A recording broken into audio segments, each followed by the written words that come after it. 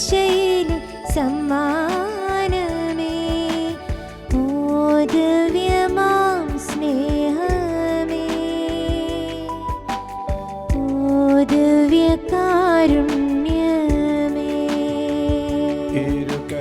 ആരാധന പാടം മാലാഖമാരൊപ്പം ജീവന്റെ തിരുഭോജ്യമേ, ഉയർത്തി കർത്താവിനെ സ്തുതിക്കുക.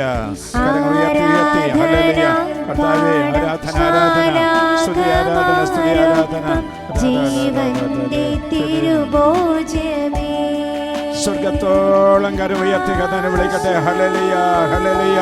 ഓ ദൈവമേ, നിന്നെ ഞങ്ങൾ സ്തുതിക്കുന്നു, ആരാധിക്കുന്നു. ദൈവത്തിന്റെ തേജസ് ഈ ഭൂമിയിലേക്ക് ഒഴുകട്ടെ, ഒഴുകട്ടെ, ഒഴുകട്ടെ. എല്ലാവരും കർത്താവിനെ സ്തുതിക്കുക. ലോകം മുഴുവനും ഇരുന്നുകൊണ്ട് ആത്മജ്വാല ശുശ്രൂഷ സംബന്ധിച്ചുകൊണ്ടിരിക്കുന്ന ദൈവമക്കളുടെ അധരങ്ങൾ തുറക്കപ്പെടട്ടെ, ഹൃദയങ്ങൾ തുറക്കപ്പെടട്ടെ. ജീവിതത്തിന്റെ ബലിപീഠങ്ങളിലേക്ക് ഈശോ കടന്നു വരട്ടെ. യേശുവിനെ കാണുവാൻ ദാഹിച്ച് പ്രാർത്ഥിക്കുക, വിശ്വാസത്തോടുകൂടി പ്രാർത്ഥിക്കുക. യേശുവേ, യേശുവേ, യേശുവേ.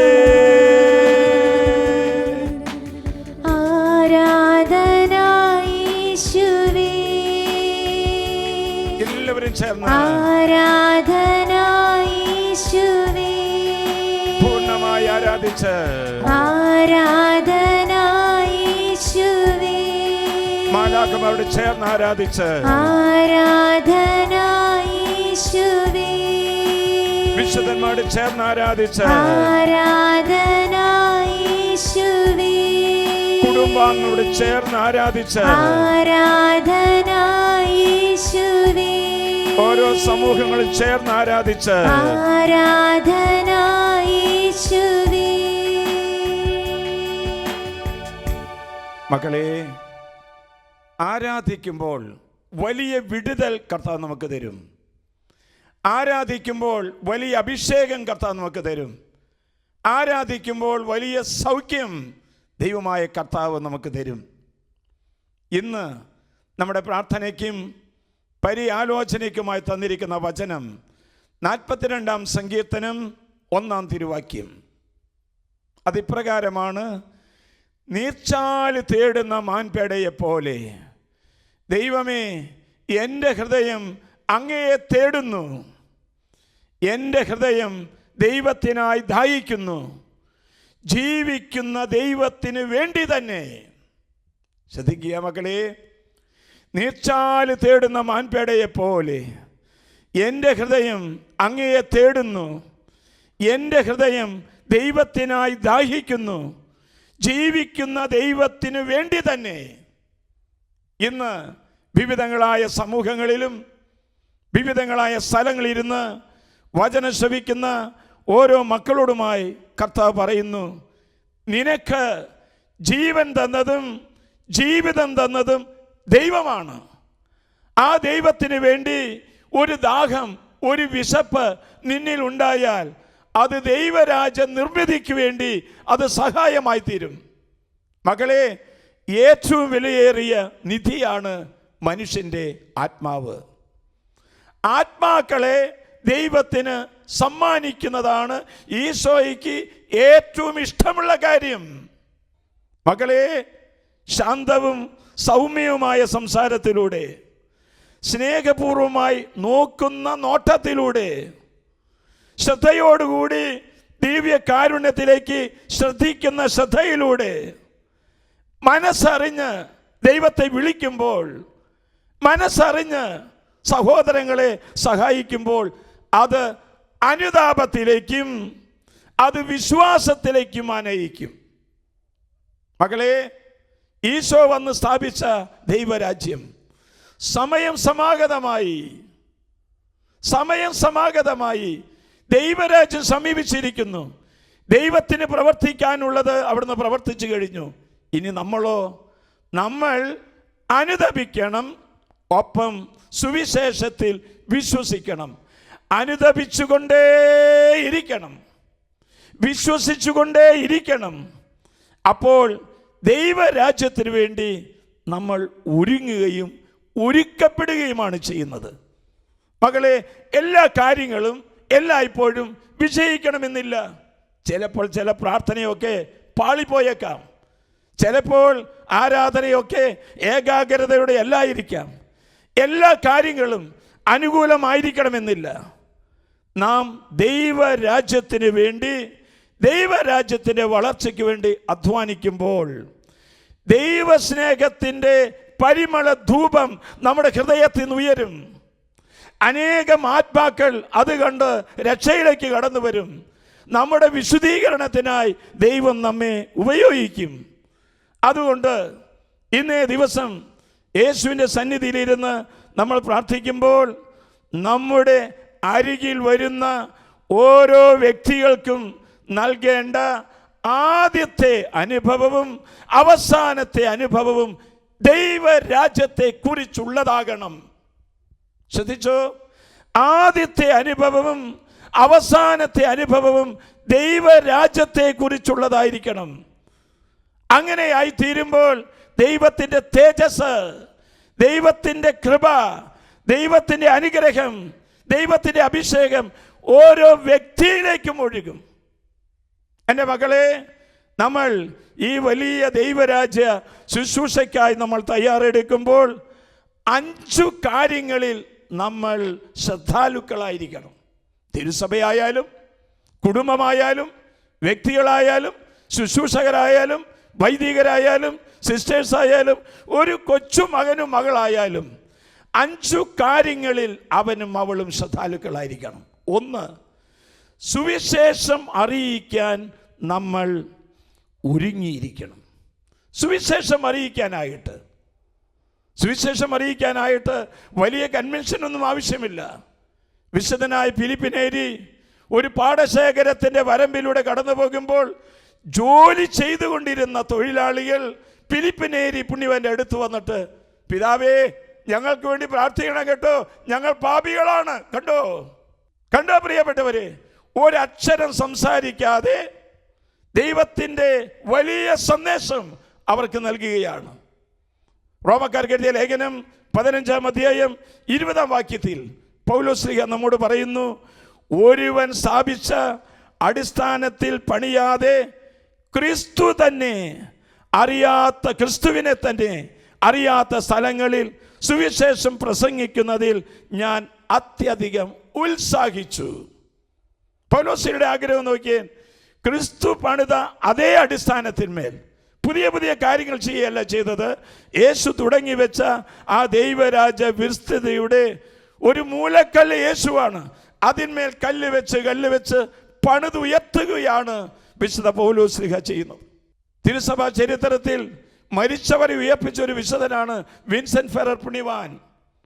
ഒരിക്കൽ വലിയ ഒരു ശുശ്രൂഷ നടക്കുന്ന സമയത്ത് ഒരു മനുഷ്യൻ എഴുന്നേറ്റ് നിന്ന് ധാർഷ്ട്യത്തോടെ പറഞ്ഞു, എപ്പോഴും മാനസാന്തരം, എപ്പോഴും ദൈവരാജ്യം, ഇതാണോ പറയണേ എന്ന് പറഞ്ഞുകൊണ്ട് അവൻ അവിടെ നിന്ന് എഴുന്നേറ്റ് പോകാണ്. അപ്പൊ പറഞ്ഞു, ഇരിക്കെന്ന് പറഞ്ഞു. ആളുകൾ പറഞ്ഞു, വിൻസെന്റ് ഫെറർ പുണ്യം പറഞ്ഞു, അവൻ പോയിക്കൊള്ളട്ടെ. അവൻ കടന്നു എന്ന് ആ സുവിശേഷ പ്രസംഗത്തിൻ്റെ ആ കൺവെൻഷൻ ഗ്രൗണ്ടിൻ്റെ പുറത്ത് കടന്നപ്പോൾ ഒരു മരത്തിൻ്റെ കമ്പ് വീണ് അദ്ദേഹം മരിച്ചു. എല്ലാവരും അവിടെ നിന്ന് കരച്ചിൽ തുടങ്ങി. വിശുദ്ധനായിരിക്കുന്ന വിൻസെന്റ് ഫെറർ പുണ്യവാൻ അവിടെ ചെന്ന് സ്വർഗത്തിലേക്ക് കണ്ണുയർത്തി പ്രാർത്ഥിച്ചു, എന്നെ ഒരു മരണത്തിൽ നിന്ന് രക്ഷിച്ച ദൈവമേ, എന്നോട് പറഞ്ഞത് മാനസാന്തരത്തിൻ്റെ സുവിശേഷം പ്രസംഗിക്കാനാണ്. അത് കേട്ട് അസ്വസ്ഥനായിട്ടാണ് ആ മനുഷ്യൻ, ഈ സഹോദരൻ, ഈ മകൻ കടന്നുപോയത്. അവനോട് ക്ഷമിക്കണമേ, ജീവൻ തരാനും ജീവൻ എടുക്കാനും കഴിവുള്ള കർത്താവേ, ജീവൻ അവന് നൽകി അവനെ അനുഗ്രഹിക്കണമേ. പ്രിയപ്പെട്ടവരെ, ഏതാനും നിമിഷം കഴിഞ്ഞപ്പോൾ ആ മനുഷ്യൻ അവിടെ നിന്നാണ് എഴുന്നേൽക്കുകയാണ്. പിന്നീട് തൻ്റെ ജീവിതകാലം മുഴുവൻ സുവിശേഷത്തിൻ്റെ ഗ്രന്ഥവും എന്തിക്കൊണ്ട് ഒരു സുവിശേഷ പ്രഘോഷകനായി ആ മനുഷ്യൻ ജീവിച്ചു എന്നാണ് ചരിത്രത്തിൽ എഴുതി വച്ചിരിക്കുന്നത്. കണ്ടോ പ്രിയപ്പെട്ടവരെ, സുവിശേഷം അറിയിക്കാൻ സഭ ഒരുങ്ങിയിരിക്കണം. സഭയിലെ വചന പ്രഘോഷകർ ഒരുങ്ങിയിരിക്കണം. ഓരോ കുടുംബം ഒരുങ്ങിയിരിക്കണം. ഒന്നാമത്തെ കാര്യം. രണ്ടാമത്തേത്, പ്രത്യാശയെക്കുറിച്ചാണ് നമ്മൾ പറയേണ്ടത്. നമ്മൾ കാണുന്നതും നമ്മൾ കേൾക്കുന്നതുമൊക്കെ പ്രത്യാശയില്ലാത്ത കാര്യങ്ങളാണ്. പ്രത്യാശയെ കുറിച്ചിട്ടായിരിക്കണം അവൻ പറയേണ്ടത്. തീത്തുസിന് എഴുതിയ ലേഖനം 3-ാം അധ്യായം 1-ാം വാക്യത്തിൽ നാം വായിക്കുന്നു, ഭരണാധികാരികൾക്കും മറ്റ് അധികാരികൾക്കും കീഴ്പ്പെട്ടിരിക്കാനും അനുസരണയുള്ളവനായിരിക്കുവാനും സത്യസന്ധമായ ഏത് ജോലി ചെയ്യാൻ സന്നദ്ധനായിരിക്കാനും നീ ജനങ്ങളെ ഓർമ്മപ്പെടുത്തണം എന്ന് പറഞ്ഞാൽ പ്രത്യാശയുടെ സുവിശേഷമായിരിക്കും പറയുവാൻ ഓരോരുത്തരും ഒരുങ്ങിയിരിക്കണം. 3, സകല സത്പ്രവർത്തികൾ ചെയ്യാനായിട്ട് നമ്മൾ ഒരുങ്ങിയിരിക്കണം. വചനാധിഷ്ഠിതമായ ജീവിതം നയിക്കാൻ, പ്രാർത്ഥനാധിഷ്ഠിതമായ ജീവിതം നയിക്കാൻ, സഭാപരമായിരിക്കുന്ന ജീവിതം നയിക്കാൻ, സ്നേഹാധിഷ്ഠിതമായ ജീവിതം നയിക്കാൻ സഹോദര സഹോദരി നീ എപ്പോഴും ഒരുങ്ങിയിരിക്കണം. 4-മതായി യേശുവിന് വേണ്ടി മരിക്കാൻ നമ്മൾ തയ്യാറായിരിക്കണം. ഈശോ പറഞ്ഞില്ലേ, വിളവധികം വേലക്കാരെ ചുരുക്കം.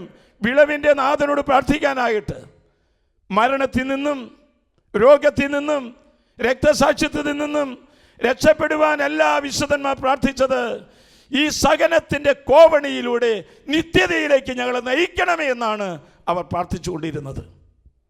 പ്രിയപ്പെട്ടവരെ, അവസാനമായി യേശുവിനെ നമ്മൾ പറയും യേശുവിന് വേണ്ടി മരിക്കാനായിട്ട് തയ്യാറാണെന്ന്.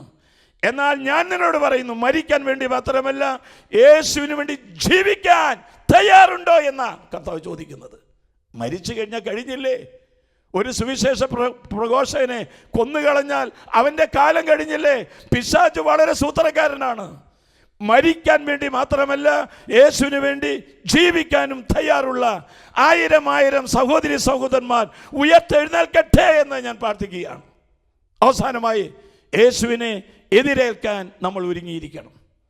യേശുവിനെ എതിരേൽക്കാൻ നമ്മൾ തയ്യാറായിരിക്കണം. നമ്മുടെ ജീവിതത്തിലേക്ക് കടന്നു വരുന്ന ഓരോ നിമിഷങ്ങളും യേശുവിനെ എതിരേൽക്കാനായിട്ട് നമ്മൾ തയ്യാറായിരിക്കണം. തീർത്ഥാടക ഭൂമിയിൽ നിന്ന് സ്വർഗീയ ജെറൂസലത്തേക്ക് വിട്ടുപോകേണ്ടവരാണ് നമ്മൾ ഓരോരുത്തരും. വിശുദ്ധ ലൂസി 18-ാം വയസ്സിലാണ് മരിച്ചത്. വിശുദ്ധ റോസ 18-ാം വയസ്സിലാണ് മരിച്ചത്. വിശുദ്ധ ജെർമിയ 22-ാം വയസ്സിലാണ് മരിച്ചത്. വിശുദ്ധ അലോഷ്യസ് 23-ാം വയസ്സിലാണ് മരിച്ചത്. വിശുദ്ധ കൊച്ചുത്രേസ്യ 24-ാമത്തെ വയസ്സിലാണ് മരിച്ചത്. വിശുദ്ധ ഫൗസ്റ്റീന 33-ാമത്തെ വയസ്സിലാണ് മരിച്ചത്. പ്രിയപ്പെട്ട മക്കളെ, എത്ര നാൾ ജീവിച്ചു എന്നുള്ളതല്ല, എങ്ങനെ ജീവിച്ചു എന്നുള്ളതാണ് സ്വർഗത്തിന് വിലയുള്ളത്. എത്ര ദീർഘായുസ് ജീവിച്ചു എന്നുള്ളതല്ല, നിത്യത കണ്ടുകൊണ്ട് ജീവിച്ചു എന്നുള്ളതാണ് പ്രധാനപ്പെട്ടത്. നമുക്കെല്ലാവർക്കും എഴുന്നേറ്റ് നിൽക്കാം. എഴുന്നേറ്റ് നിന്നുകൊണ്ട് നമ്മുടെ ഹൃദയം ദൈവത്തിനായി ദാഹിക്കട്ടെ. ഇതാ ദൈവമായ കർത്താവ് വചനത്തോടെ പറയുന്നു, അബ്രാഹമേ നീ ഭയപ്പെടേണ്ട, ഞാൻ നിനക്ക് പരിചയമാണ്, നിന്റെ പ്രതിഫലം വളരെ വലുതായിരിക്കും. ദൈവത്തിനായി ദാഹിക്കുന്ന, ദൈവത്തിനായി വിശക്കുന്ന ഓരോ ദൈവ പൈതങ്ങളോടും പറയുന്നുണ്ട്, നീർച്ചാല് തേടുന്ന മാൻപേടയെ പോലെ ദൈവമേ എൻ്റെ ഹൃദയം അങ്ങയെ തേടുന്നു. ജീവിക്കുന്ന ദൈവത്തിന് വേണ്ടി തന്നെ, ആ ദൈവത്തിന് വേണ്ടി ജീവിക്കാനും മരിക്കാനും തയ്യാറാകാം. 2 കരം ഉയർത്തി കർത്താവിനെ സ്തുതിച്ചേൻ. ഹല്ലേലൂയ ഹല്ലേലൂയ ഹല്ലേലൂയ. സ്വരമുയർത്തി കർത്താവിനെ സ്തുതിക്കുക. ഇതാ ദൈവമായ കർത്താവ്, ഉത്ഥാനം ചെയ്ത കർത്താവ് തിരുവോസ്തിയിലൂടെ നിന്റെ ഹൃദയത്തിലേക്ക്, നിന്റെ വിശ്വാസ കണ്ണുകളിലൂടെ യേശു കടന്നു വരുന്നു. യേശുവേ തേടുന്ന മാൻപേട പോലെ ദൈവമേ എൻ ഹൃദയം തേടിടുന്നു. നീർച്ചാൽ തേടുന്ന മാൻപേട പോലെ ദൈവമേ എൻ ഹൃദയം തേടിടുന്നു. മക്കളെ, വചനം പറയുന്നു, കർത്താവേ അങ്ങയുടെ അനുഗ്രഹങ്ങൾ എത്ര വിപുലമാണ്. തൻ്റെ ഭക്തന്മാർക്ക് വേണ്ടി അവിടുന്ന് അവ ഒരുക്കിയിരിക്കുന്നു. അവയിൽ അഭയം തേടുന്നവർക്ക് അത് പരസ്യമായി നൽകുന്നു. കർത്താവേ, സഹനങ്ങളെ മക്കളെ ഭയപ്പെടരുത്. പരിഹാസങ്ങളെ നിങ്ങൾ പതറിപ്പോകരുത്. സഹനങ്ങളിൽ ഒരിക്കലും ദൈവത്തിൻ്റെ മുമ്പിൽ നിന്ന് ഒഴിവ് കഴിവ് പറയരുത്. 2 കരങ്ങൾ ഉയർത്താം. ആ ദൈവം ഓരോ ഭക്തർക്ക് വേണ്ടിയിട്ട് ഒരുക്കിയിരിക്കുന്ന വിഭവങ്ങൾ അത്ര വലുതാണ്. ദൈവത്തിന് അഭയം തേടിക്കൊണ്ട് 2 കരം ഉയർത്തി കർത്താവിനെ സ്തുതിക്കട്ടെ. ഹല്ലേലൂയ ഹല്ലേലൂയ ഹല്ലേലൂയ ഹല്ലേലൂയ. യേശുവേ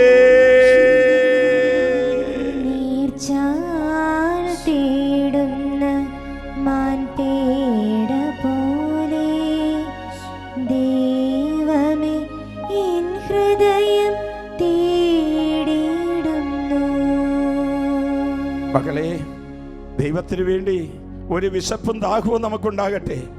അത്യുന്നതന്റെ സംരക്ഷണത്തിൽ വസിക്കുന്നവനും സർവശക്തന്റെ തണലിൽ കഴിയുന്നവനും കർത്താവിന് എൻ്റെ കോട്ടയും എൻ്റെ ആശ്രയവും ഞാൻ അഭയം തേടുന്ന ശിലയുമാണെന്ന് പറയുക. മക്കളെ, സഹനകാലങ്ങളിൽ പ്രാർത്ഥന കുറച്ചു പോകരുത്. വിശ്വാസ ജീവിതം കൈവിട്ട് കളയരുത്. കൂദാശ ജീവിതം കൈമോശം വന്നു പോകരുത്. നമുക്ക് കരങ്ങൾ ഉയർത്താം. ആ ദൈവത്തിന്റെ പക്കലേക്ക് നീർച്ചാല് തേടുന്ന മാൻപേടയെ പോലെ ദൈവത്തിന്റെ സന്നിധിയിലേക്ക്, ദിവ്യകാരുണ്യനാഥന്റെ സന്നിധിയിലേക്ക് കരങ്ങൾ ഊട്ടി, കരങ്ങൾ നിവർത്തി ഒന്ന് കരഞ്ഞ് പ്രാർത്ഥിക്കാമോ? യേശു നിന്നെ കാണുന്നുണ്ട്, നിന്റെ ഹൃദയം കാണുന്നുണ്ട്, നിന്റെ ജീവിതം കാണുന്നുണ്ട്. യേശുവേ, തേടുന്ന മാൻപേട പോലെ ദൈവമേ എൻ ഹൃദയം തേടിടുന്നു. മക്കളെ, നിന്റെ കഷ്ടതയിൽ കർത്താവിനെ മറക്കരുത്. വചനം ഓർമ്മപ്പെടുത്തുന്നു, കഷ്ടതകളിൽ കൂടി നീ കടന്നു പോകുന്നുവെങ്കിലും എൻ്റെ ജീവനെ അവിടുന്ന് സദാ പരിപാലിക്കുന്നു. വിശ്വസിക്കാമോ? കഷ്ടതകളിലൂടെ കടന്നു പോകുന്നുവെങ്കിലും എൻ്റെ ജീവനെ അവിടുന്ന് പരിപാലിക്കുന്നു. സഹനത്തിൽ മറഞ്ഞിരിക്കുന്ന നിധികളെ നീ തള്ളിക്കളയരുത്. സഹനത്തിന്റെ മാധുര്യം, സഹനത്തിന്റെ സൗന്ദര്യം നീ നിഷേധിച്ചു കളയരുത്. സഹനത്തിന്റെ നല്ല മനോഭാവങ്ങൾ നിന്റെ ഹൃദയത്തിൽ ഉണ്ടാകണമേ. നമുക്ക് രണ്ട് കരങ്ങൾ ഉയർത്താം. സഹനങ്ങളിൽ പിറുപിറുപ്പും മനസ്സിന്റെ ഭാരങ്ങളല്ലേ നമ്മുടെ ജീവിതത്തിൽ വരുന്നത്. രണ്ട് കരങ്ങൾ ഉയർത്തി കഥാനൊന്ന് സ്തുതിച്ച്, നിനക്കുണ്ടായിരിക്കുന്ന സഹനങ്ങൾ, ഒരുപക്ഷെ വേദനകൾ, ഒരുപക്ഷെ പരിഹാസങ്ങൾ, ഒരുപക്ഷെ കടക്കണികൾ, മക്കളുടെ തകർച്ചകൾ, മക്കളുടെ ദുർനടപ്പ്, ഇതിന്റെ സഹനങ്ങളിൽ ഒരു മാധുര്യം കർത്താവ് ഒളിപ്പിച്ചു വെച്ചിട്ടുണ്ട്. അത് സ്വീകരിക്കുവാൻ ഒരു നീർച്ചാല് തേടുന്ന മാൻപേടയെ പോലെ നമുക്കും യേശുവിന്റെ വചനത്തിന്റെ നദിയിലേക്ക് നമുക്ക് കടന്നു ചെല്ലാം. യേശുവേ, തേടുന്ന മാൻപേട പോലെ ദൈവമേ എൻ ഹൃദയം തേടിടുന്നു. മക്കളെ, ഇതാ ദൈവമാണ് എൻ്റെ സഹായകൻ. കർത്താവാണ് എൻ്റെ ജീവൻ താങ്ങി നിർത്തുന്നത്. ഇതാ ദൈവമാണ് എൻ്റെ സഹായകൻ. കർത്താവാണ് എൻ്റെ ജീവൻ താങ്ങി നിർത്തുന്നത്. വിശ്വസിക്കാൻ സാധിക്കുമോ? വിശ്വസിക്കണം. ദൈവവചനമാണ് നമ്മൾ കേട്ടത്. സഹനങ്ങൾ അനേകം മക്കളെ, ആത്മാക്കളെ രക്ഷിക്കാൻ വേണ്ടി തന്നതാണ്. നീ മരിച്ച് സ്വർഗത്തിൽ കടന്നു ചെല്ലുമ്പോൾ നമ്മൾ നേടിയ സഹനത്തിന്റെ വില ഓരോ വശത്ത് കാണുമ്പോൾ എന്റെ ദൈവമേ എന്ന് പറഞ്ഞ് പൊട്ടിക്കരയും നീ. സഹനങ്ങൾ നമ്മുടെ ആത്മീയ വളർച്ചയ്ക്ക് ആവശ്യമാണ് പ്രിയപ്പെട്ടവരെ. ആത്മാവ് പുരടിച്ച് കിടക്കുന്നുണ്ട് എങ്കിൽ, ആത്മീയമായി വളരാൻ സാധിക്കുന്നില്ല എങ്കിൽ സഹനങ്ങൾ തരിക. ആവിലായിലെ അമ്മ തെരേസയെ പോലെ ഒന്നുകിൽ എനിക്ക് സഹിക്കണം അല്ലെങ്കിൽ മരിക്കണമെന്ന് ഈശോയുടെ വാഗ്ദാനം കൊടുക്ക്. അപ്പോൾ സഹനങ്ങളിലൂടെ ദൈവരാജ്യം വളരുന്നത് കാണാൻ സാധിക്കാം. ദൈവം നിന്നെ വിളിച്ചുകൊണ്ട് വന്നിരിക്കുന്നത് ദൈവരാജ്യ വളർച്ചയ്ക്ക് വേണ്ടിയിട്ടാണ്. ദൈവം ഈ ശുശ്രൂഷയിൽ സംബന്ധിക്കാൻ നിന്നെ പിടിച്ചിരുത്തിയിരിക്കുന്നത് ദൈവരാജ്യ വികസനത്തിന് വേണ്ടിയിട്ടാണ്. രണ്ട് കരങ്ങൾ ഉയർത്താം. രണ്ട് കരങ്ങൾ ഉയർത്തി സ്വർഗത്തോളം ഉയർത്തിക്കൊണ്ട് കർത്താവിനോട് വാക്ക് കൊടുക്കുക. ഒരു ശുശ്രൂഷകൻ എന്ന നിലയിൽ, ഒരു പ്രഘോഷകൻ എന്ന നിലയിൽ, ഒരു ദൈവദാസൻ എന്ന നിലയിൽ, ഒരു പുരോഹിതൻ എന്ന നിലയിൽ, ഒരു സിസ്റ്റർ എന്ന നിലയിൽ കരങ്ങൾ ഉയർത്തി കഥാനെ ശ്രദ്ധിച്ചേൻ. ഹല്ലേലൂയ, ഹല്ലേലൂയ, ഹല്ലേലൂയ, ഹല്ലേലൂയ, ഹല്ലേലൂയ. സ്വരമുയർത്തി, സ്വരമുയർത്തി ശക്തിയോടെ, ശക്തിയോടെ കർത്താവിനെ വിളിച്ചേൻ. യേശുവേ, തേടുന്ന മാൻപേട പോലെ ദൈവമേ എൻ ഹൃദയം തേടിടുന്നു. ജീവന്റെ ദൈവമേ, ജീവിക്കും ദൈവത്തെ കാണുന്നതിനായി എൻ ഹൃദയം അങ്ങയെ തേടിടുന്നു. ജീവിക്കും ദൈവത്തെ കാണുന്നതിനായി എൻ ഹൃദയം അങ്ങയെ തേടിടുന്നു. കർത്താവിന്റെ വചനം പറയുന്നു, കർത്താവേ, ഞങ്ങൾ അങ്ങിൽ ആശ്രയിക്കുന്നു, അങ്ങാണ് എൻ്റെ ദൈവമെന്ന് ഞാൻ പ്രഖ്യാപിക്കുന്നു. കർത്താവേ, ഞാൻ അങ്ങിൽ ആശ്രയിക്കുന്നു, അങ്ങാണ് എൻ്റെ ദൈവമെന്ന് ഞാൻ പ്രഖ്യാപിക്കുന്നു. നമുക്ക് മുട്ടുകൾ കുത്താം. നമുക്ക് മുട്ടുകൾ കുത്തിക്കൊണ്ട് ഈ വിശ്വാസം നമുക്ക് ഏറ്റുപറയാം. നമ്മൾ എത്ര കാലം ജീവിച്ചു എന്നുള്ളതല്ല, ജീവിക്കുന്ന കാലം എത്രയും ദൈവത്തിനായി ജീവിക്കാൻ. ദീർഘായുസായിക്കൊള്ളട്ടെ, അല്പായുസായിക്കൊള്ളട്ടെ, നിത്യതയായിരിക്കണം നമ്മുടെ ലക്ഷ്യം. ദൈവരാജ്യമായിരിക്കണം നമ്മുടെ ലക്ഷ്യം. കർത്താവിന്റെ വലിയ കൃപകൾ കൊണ്ട് നിറയട്ടെ. രണ്ട് കരങ്ങൾ ഉയർത്തി പ്രാർത്ഥിക്കാം. രണ്ട് കരങ്ങൾ ഉയർത്തി പ്രാർത്ഥിക്കാം. ഇതുവരെയും നമ്മൾ ആരെയാണ് പ്രസാദിപ്പിച്ചുകൊണ്ടിരിക്കുന്നത്? നമ്മൾ ആരെയാണ് പ്രസാദിപ്പിക്കേണ്ടത്? കർത്താവേ, വിശുദ്ധിയുടെ ആഴങ്ങളിലേക്ക്, നന്മയുടെ ആഴങ്ങളിലേക്ക്, ദൈവരാജ്യത്തിന്റെ മഹത്വങ്ങളിലേക്ക് ഞങ്ങളെ നീ നയിക്കണമേ. ഒന്ന് സ്വരമുയർത്തി വിളിച്ചേ, ശക്തിയോടെ വിളിച്ചേ, ഹൃദയം തുറന്ന് വിളിച്ചേ. നാവിന്റെ കെട്ടുകൾ അഴിയട്ടെ, ഹൃദയത്തിന്റെ കെട്ടുകൾ അഴിയട്ടെ, കുടുംബത്തിന്റെ കെട്ടുകൾ അഴിയട്ടെ. ഈശോ നിന്നെ ആസ്വദിക്കാൻ വരുന്നു, അഭിഷേകം തരാൻ വരുന്നു, വിടുതൽ തരാൻ വരുന്നു, സൗഖ്യം നൽകാൻ വരുന്നു. യേശുവേ, സ്തുതിച്ച് പ്രാർത്ഥിക്കട്ടെ. ഹല്ലേലൂയ, ഹല്ലേലൂയ, ഹല്ലേലൂയ, ഹല്ലേലൂയ, ഹല്ലേലൂയ, ഹല്ലേലൂയ.